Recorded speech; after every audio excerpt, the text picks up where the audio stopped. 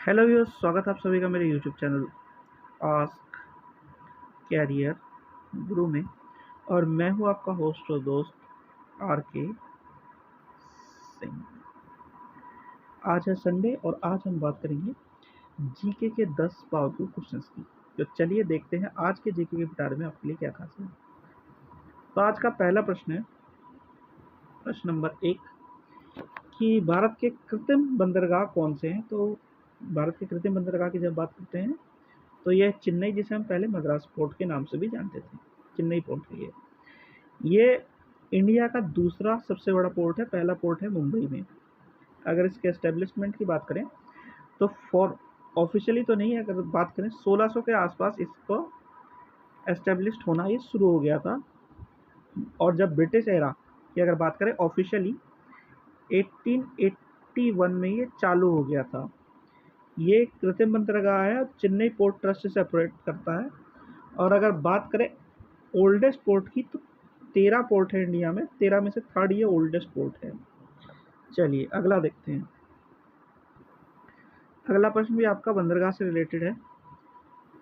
तो प्रश्न नंबर 2 है, भारत में कितने मुख्य बंदरगाह हैं। तो मुख्य बंदरगाह की बात करें तो 12 है और वैसे हैं 13। अब ये कैसे कैसे जरा इसे समझ लीजिए। इंडिया में 13 टोटल सी पोर्ट है, मेजर सी पोर्ट है, जिनमें से 12 को ही गवर्नमेंट ऑफ इंडिया चलाती है या कंट्रोल करती है। एक कॉरपोरेट फर्म वाला पोर्ट है जिसे इनोरा पोर्ट कहते हैं चेन्नई में, जो कि कॉरपोरेट फर्म चलाती है। तो टोटल हो गए 12 अगर बात करें वैसे गवर्नमेंट के द्वारा, और वैसे 13 पोर्ट होते हैं।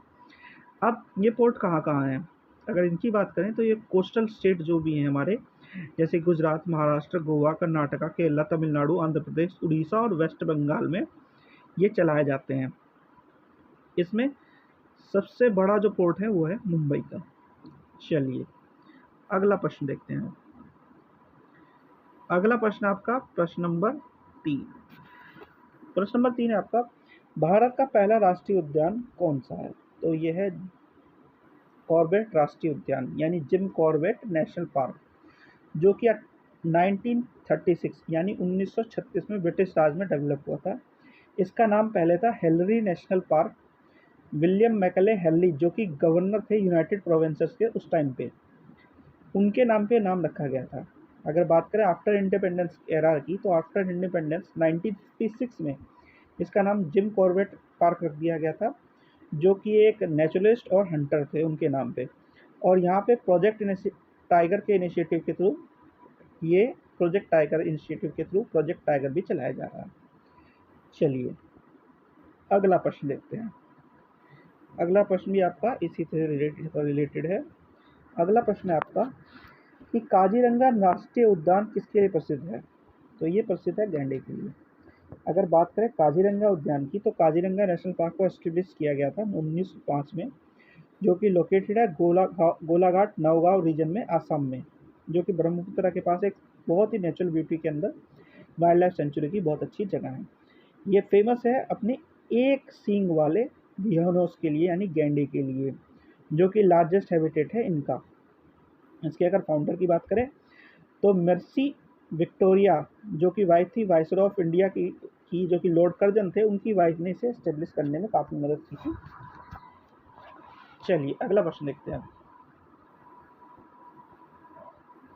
अगला प्रश्न आपका प्रश्न नंबर 5। प्रश्न नंबर 5 है, भारतीय राष्ट्रीय कांग्रेस के संस्थापक कौन थे। तो इसके संस्थापकों में ए.यू. ह्यूम जी का नाम आता है, और दो नाम और आते हैं, जिसमें से एक नाम दादा भाई नौरोजी का भी है। लेकिन जो फाउंडर बेसिकली माने जाते हैं वो ए.यू. ह्यूम जी माने जाते हैं, जो कि रिटायर्ड सिविल सर्विस के ऑफिसर थे। और 28 से 31 दिसंबर 1885 में, जो कि पहला सेशन था कांग्रेस का बॉम्बे में, वहाँ पे इन्होंने इसकी फाउंडेशन रखी गई थी। अगर बात करें ये बॉम्बे में होने की, तो पहले पूना में होना था, पुणे की जगह फिर बॉम्बे में शिफ्ट किया गया था, क्योंकि वहाँ पे पूना में बीमारी फैल गई थी। चलिए अगला प्रश्न देखते हैं। अगला प्रश्न आपका प्रश्न नंबर 6 है, साइमन कमीशन के विरोध प्रदर्शन के दौरान किए गए लाठीचार्ज में किस राजनेता की मृत्यु हो गई थी। तो ये मृत्यु हुई थी लाला लाजपत राय जी की। हुआ ये था कि गवर्नमेंट ऑफ इंडिया एक्ट, जो कि 1919 में ब्रिटेन ने पारित किया था, ब्रिटिश सरकार ने पारित किया था, उसको और अच्छा बनाने के लिए, यानी कि गवर्नमेंट ऑफ इंडिया एक्ट 1935 लाने की तैयारी थी। तो उसके लिए एक कमीशन अपॉइंट किया गया था जिसके चेयरमैन थे सर जॉन साइमन 1927 में। फरवरी 1928 में कमीशन आना था, लेकिन कई सारी चीज़ों के अकॉर्डिंग होते होते तो इसमें कोई भी रिप्रेजेंटेशन नहीं था कि इंडिया का, सारा रिप्रेजेंटेशन बाहर का था, यानी ब्रिटेन पीपल का था या ब्रिटिश लोगों का था। इस वजह से साइमन कमीशन को बायकॉट करने किया गया था। अब हुआ ये कि जब लाठीचार्ज हुआ, जो कि पंजाब असेंबली के पास में हुआ था, उसमें लाला लाजपत राय जी की डेथ हो गई थी। और इस डेथ के बावजूद बाद में जो एक्ट आया था वो था गवर्नमेंट ऑफ इंडिया एक्ट 1935। ये आखिरी एक्ट था जिसके बाद सीधे आज़ादी मिली थी हमें 1947 में। चलिए अगला प्रश्न देखते हैं। अगला प्रश्न है आपका प्रश्न नंबर 7। किस वायसराय की अंडमान यात्रा के दौरान एक कैदी द्वारा हत्या की गई थी? तो ये थे लॉर्ड मायो। लॉर्ड मायो की हत्या कर दी गई थी एक कैदी के द्वारा। इस कैदी का नाम था शेर अली अफरीदी, और इसे फेमस फॉर्मरली जो है या फेमस नाम जो था उसका शेर अली था। हुआ ये था कि ये गवर्नमेंट वर्कर था ब्रिटिश इंडिया में, और फेमस था अपने कैरेक्टर, बिहेवियर और ऑनेस्टी के लिए। यानी कि ये जो पीरियड था ये 1857 की क्रांति के आसपास का पीरियड था उस टाइम पे। लेकिन कुछ इंसिडेंट्स ऐसे होने के कारण इसे 2 अप्रैल को 1867 को जेल में डाल दिया गया। जो चार्ज था उसमें मर्डर का, और इसे फांसी की सज़ा दी गई। लेकिन इसके बिहेवियर को, ऑनेस्टी को देखते हुए, कैरेक्टर को देखते हुए इसके सेंटेंस को कम करके काला पानी की सज़ा में बदल दिया गया था। लेकिन वो इससे भी नाखुश था। फरवरी 1872 को इसने जो लॉर्ड मायो था और उसमें साथ में जो उनके जेल सुपरिटेंडेंट थे उन्हें मारने की कोशिश की थी, जिसमें लॉर्ड मायो मारे गए थे, जो कि एक बहुत ही बड़ा धक्का लगा था ब्रिटिश पूरे एडमिनिस्ट्रेशन को कि एक लॉर्ड को किसी कैदी ने मार दिया हो। इस तरह का केस, ये पहला केस था, जो कि एक बहुत ही दुर्लभ केस माना जाता है ब्रिटिश एडमिनिस्ट्रेशन में। चलिए अगला प्रश्न देखते हैं। अगला प्रश्न है आपका प्रश्न नंबर 8। तो भारतीय प्रेस के मुक्तिदाता किनको कहा जाता है? तो भारतीय प्रेस के मेनली जो मुक्तिदाता कहा जाता है वो कहा जाता है सर चार्ल्स मेटकॉफ को। अगर बात करें लॉर्ड मैकाले जो थे, उन्होंने जो लॉ कमीशन था वो लाया गया था, तो इसलिए इन्हें भी कहा जाता है। और इसका कारण एक और था कि इन्होंने एजुकेशन सिस्टम में बहुत सारी लैंग्वेजेस को भी जगह दी थी जो कि यूरोपियन लैंग्वेजेस थी। तो मेन अगर बात करें तो लॉर्ड सर चार्ल्स मेटकॉफ को दिया जाता है, या लॉर्ड मेटकॉफ जिसे कहते हैं, जो कि लिबरेटर ऑफ इंडियन प्रेस के तौर पे जाने जाते हैं।